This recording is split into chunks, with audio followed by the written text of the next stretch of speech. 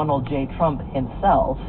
Todd had mentioned that some of this has to do with pumping investment money into the state of Pennsylvania circa 2027, 2028, when the next election cycle rolls around. I mean, to you, does that indicate the deployment of the golden share in service of a long-term strategy to intervene in a sector, or is the Trump administration not giving you that confidence?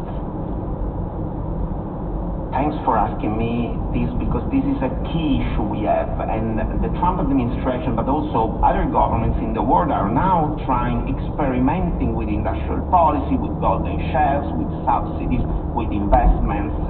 Now, if there is one thing we know from past experiences, is that in order to have a long-term effective industrial policy, this needs to be insulated from electoral considerations.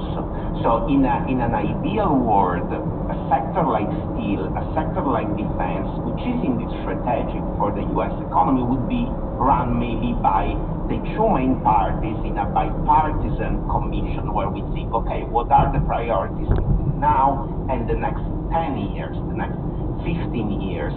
So you shouldn't do industrial policy to win the next election. Okay.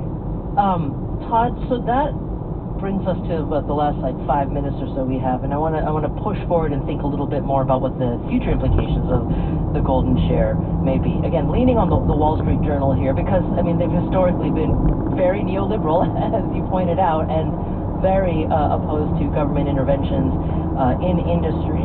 And they were identifying the fact that, in their view, all their attempts at government influence in various industries haven't gone well. I mean, they talk about the creation of Amtrak. They talk about, Fannie Mae and Freddie Mac in terms of mortgages. And then the journal asks this question. They say, they believe there's already too many industries in the United States that are on the nationalism spectrum, as they say, quote unquote, that are owned effectively by regulators rather than formally by the government. So they're concerned about the administrative state. But they raise this issue.